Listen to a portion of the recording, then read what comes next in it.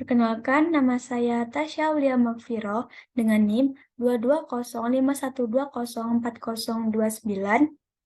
Di sini saya akan mempresentasikan tugas saya, yakni yang berjudul Sejarah Internet. Apa itu internet? Internet adalah kumpulan atau jaringan dari komputer yang ada di seluruh dunia. Internet kependekan dari interconnection. Word networking secara harfiah ialah sistem global dari seluruh jaringan komputer yang saling terhubung menggunakan standar Internet Protocol Suite atau disingkat TCP atau IP untuk melayani miliaran pengguna di seluruh dunia. Internet bermula dari sebuah pemikiran seorang ilmuwan yang ingin membangun sebuah jaringan luas yang bisa menghubungkan orang-orang di dunia. Nikola Tesla menyebutnya sebagai World Wireless System pada awal tahun 1900-an. Kemudian hadir seorang ilmuwan Paul Otlet dan Vannevar Bush yang memahami penyimpanan buku dan media yang dapat ditelusuri dan dimekanisasikan pada tahun 1930-an dan 1940-an. Namun, pada tahun 1930-an, skema praktis pertama untuk internet baru hadir ketika JCR Licklider mempopulerkan gagasan jaringan antar galaksi komputer. Kemudian tidak lama setelah itu, seorang ilmuwan komputer mengembangkan konsep packet switching, sebuah metode untuk mentransmisikan data elektronik secara efektif yang kemudian menjadi salah satu blok bangunan utama internet.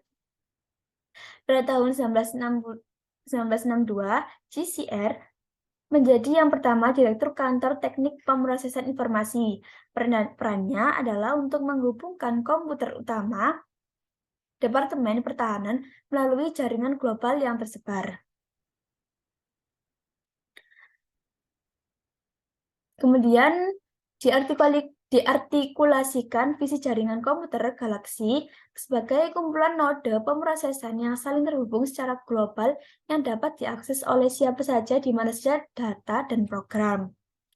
Kemudian pada tahun 1962 juga, Licklider dan Weldon Clark menerbitkan makalah pertama tentang konsep internet berjudul One Line, Komunikasi Manusia Komputer. Mereka melihat jaringan komunikasi sebagai alat untuk ilmiah kolaborasi. Kemudian prototipe internet pertama yang bisa diterapkan ditemukan akhir 1960-an dari kreasi Advanced Research Project Agency Network atau disingkat ARPANET. ARPANET menggunakan pengalihan paket untuk memungkinkan banyak komputer yang berkomunikasi di satu jaringan. Proyek ini awalnya didanai oleh Departemen Pertahanan Amerika Serikat. Adapun proyek ARPANET ini mendemonstrasikan hardware dan software untuk komputer dengan menggunakan Unix sehingga dapat berkomunikasi dengan jarak jauh menggunakan saluran telepon. Sebelum digunakan menghubungkan kampus-kampus yang ada di Amerika Serikat. Pada awalnya digunakan untuk kepentingan militer dan disebarkan dengan cara menghubungkan komputer antara daerah yang rentan dan kritis sehingga dengan adanya jaringan tersebut bertujuan untuk mengatasi masalah jika terjadi serangan atau ancaman nuklir dari lawan. Kemudian pada tahun 1980-an mulai diperkenalkan sistem komunikasi generasi pertama 1G. Teknologi 1G adalah sistem analogi yang didasarkan pada standar yang dikenal sebagai Advanced Mobile Phone Service atau disingkat AMPS. Layanan yang diberikan adalah voice saja. Jaringan 1G ini pertama kali dikomersikan oleh perusahaan yang ada di Jepang, yaitu Nippon Telegram dan Telepon atau disingkat NTT, tepatnya pada tahun 1979. Awalnya jaringan ini hanya diperuntukkan warga Tokyo saja. Setelah 5 tahun, NTT mendistribusikan 1G ke seluruh kota Jepang, serta diperkenalkan di Amerika oleh perusahaan Amerit, kemudian didistribusikan ke Kanada pada pertengahan 1980-an dan di Inggris pada tahun 1985 sejak pertama kali pengenalan 1G 1G ada pertengahan tahun 1980-an dan di Inggris pada tahun 1985. Selain AMPS sebagai sistem terkemuka yang digunakan dalam 1G, ada juga sistem yang digunakan yaitu Nordic Mobile Telephone atau disingkat NMT, Komunikasi Akses Total System atau TAGS. AMPS diperkenalkan dengan menyediakan bandwidth 40 MHz, menawarkan 832 saluran untuk pelanggan dengan kecepatan data 10 Kbps. Kemudian pada tahun 1990-an muncullah sistem jaringan 2G yang bertujuan untuk meningkatkan layanan pada jaringan 1G. Kelemahan dari sistem jaringan pada generasi pertama adalah transmisi sinyal suara analog dan kinerja pelayanan yang terbatas. Kemudian pada generasi kedua, kecepatan data rate atau kecepatan internet terbatas dan sangat lambat.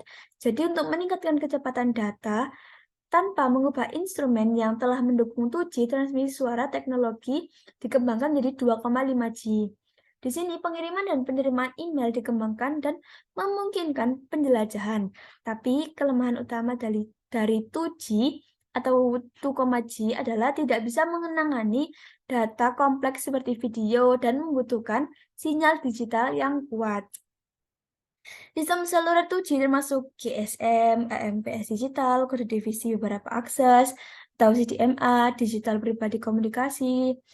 Dari ini yang paling banyak digunakan teknologi di 2G adalah sistem global untuk seluler komunikasi. Kemudian munculnya 3G.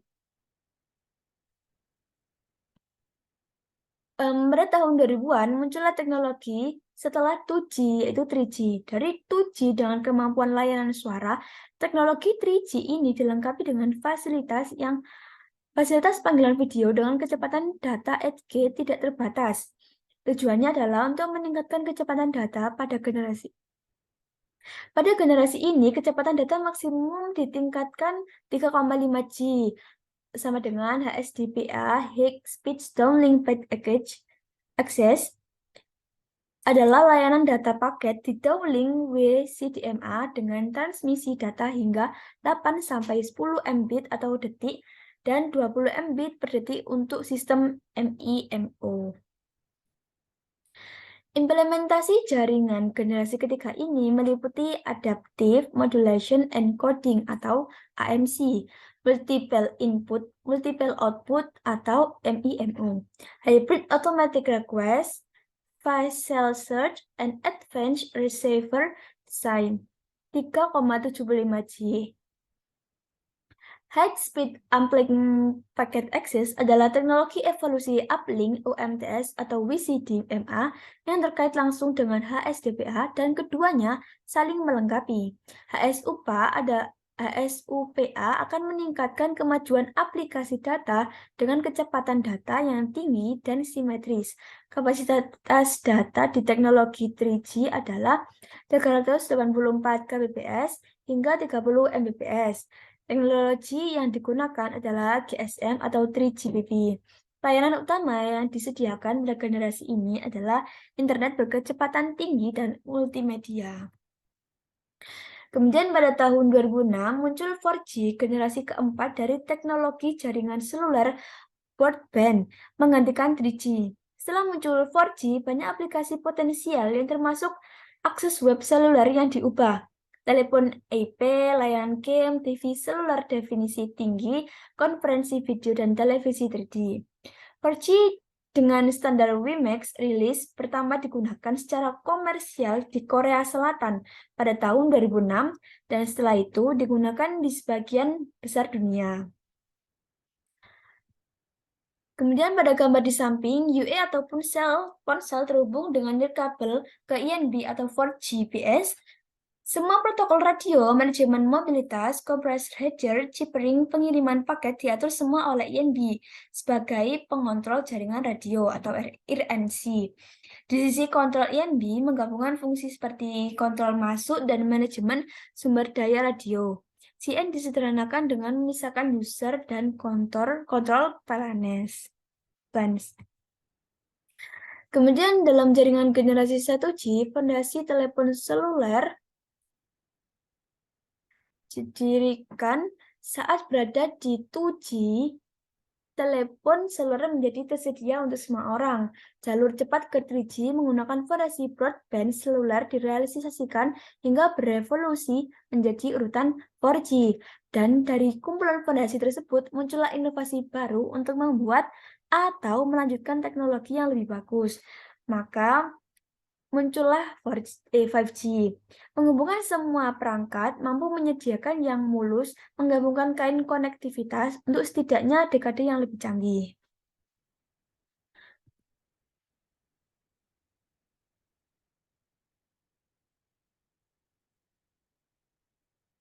Jaringan 4G ini pertama kali ditawarkan oleh negara Korea Selatan pada Maret 2019. Generasi 5G diluncurkan oleh KTLGA Plus dan SK Telkom. Beberapa ahli mengklaim 4G membawa kecepatan sekitar 10 Gbps ke ponsel. Itu lebih dari 600 kali lebih cepat daripada kecepatan 4G pada ponsel saat ini dan 10 kali lebih cepat dari layanan fiber optik di rumah.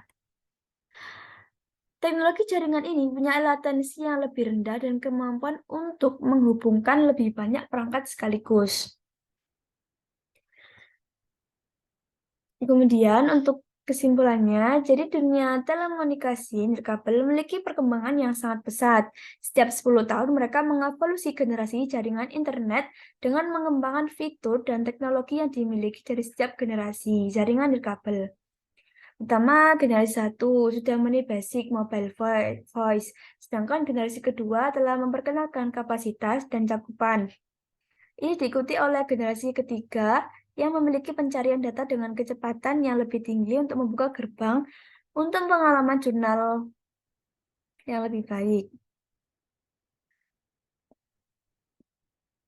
Terus selanjutnya dilanjutkan oleh jaringan 4G hingga 5G. Jaringan seluler akan fokus pada pengembangan pengguna terminal, di mana terminal harus mengakses yang berbeda teknologi nirkabel pada saat yang sama.